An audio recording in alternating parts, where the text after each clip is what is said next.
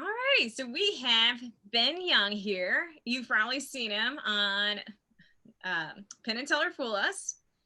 He is one of the best magicians that I know. I met him out in Vegas, the summer of 2019? Yeah, Yeah, I think so. it's been a while. And you've performed in Vegas and all over the world, basically. Correct. Yeah. I do a lot of work with the military, so they send me and a couple other magicians to bases all over the place. Wow, super impressive. And you've been doing magic for how long? Uh, 16 years, about. Okay. Wow, I'm a little 16. older than I look. Oh, we're the same age, maybe. Anyway, so. We'll talk later. Alrighty, so before you show us this trick, and I'm super excited to see it, do you have a favorite magic book or any kind of book growing up? Okay, well, those are different questions. So when I was growing up, before I was a magician, I loved reading the Goosebumps books. I had to think about this ahead of time. Well, what did I read when I was a kid? But I loved the Goosebumps books. Do you know them? You're like looking at me with a blank stare. Oh no, I love R.L. Stein. Okay. He's one of my favorites. You're hands Yeah. down. He might be my Yeah. favorite. Yeah. And, I don't know that I could pinpoint one, but I remember like going to the used bookstore and just, if there was one that I didn't have, like I was buying it, and so I read those a lot. But then I got into magic and my reading choices changed drastically. And so it might be my favorite book. It's definitely one of my favorite, but it is Paul Harris's Art of Astonishment, Volume 1, which is actually it's a 3-volume set. It is a lot of material, a lot of stuff in it. It's actually a combination of older books that he wrote, sort of compiled the best hits together and revised some stuff with some new things. And there's just a lot of different things in it. So I love that. I learn new things every time I read it. Very cool. Well, thank you for sharing that. Yeah. Of course. All right, so let's get to Is it time? Is it magic time? It's magic Okay. time. All right. So, pardon the view. We're gonna see if we can do this, and hopefully it doesn't look too horrible. I think that should probably work. Does that look okay to you? It looks great. Yeah. Okay. So, Amanda, name a card.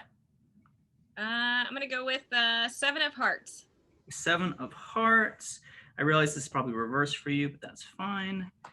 7 of Hearts, and we will use actually, let's use, no, we won't use dates. We'll use queens like that. So, are you happy with the 7 of Hearts? Yep. Yes, okay. Because you could have picked any card, but you picked the 7, and we're going to use these black queens as well. Now, the queens are really just here to look good, okay? Kind of like me. But the 7 is the card you picked. It's the one we're going to use. So watch the 7 closely. What we're going to do is actually place it in between the 2 queens. Like this, in between. Now, this is going to look like trick photography, but it's not because you're seeing it live. Watch. 1, 2, 3. The 7 turns over in between the queens. I know, I was impressed the first time I saw it too. So we'll do it again.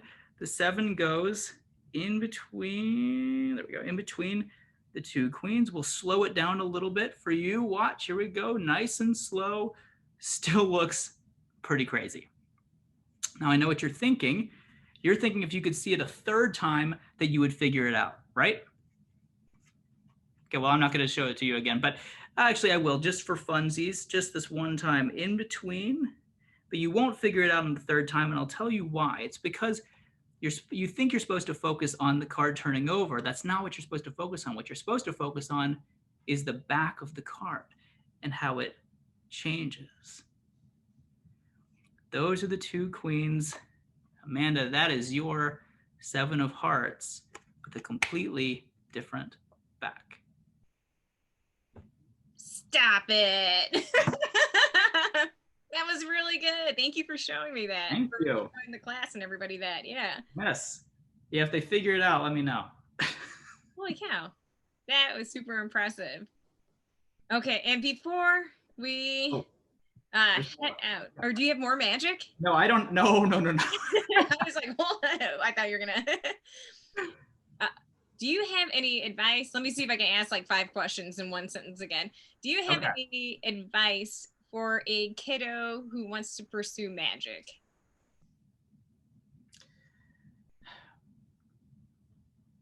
Well, I mean, I think the obvious thing is to get as much stage time, whether that's actually on stage or just up close and personal with friends, but just you have to get as much time performing for actual people as you can, which is a little bit easier when you're not on Zoom, to be fair. But after this blows over, you know, if you want to learn card tricks like this, I mean, this is one of the first card tricks I ever learned.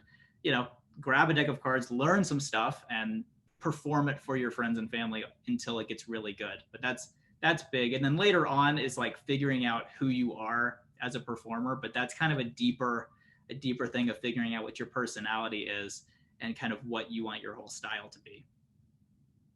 So it's, I mean, it's ongoing. I mean, you and I were just talking a minute ago about how there was a whole huge bit that I did in my show a few years ago that I completely removed now because I realize it doesn't really work with who I am.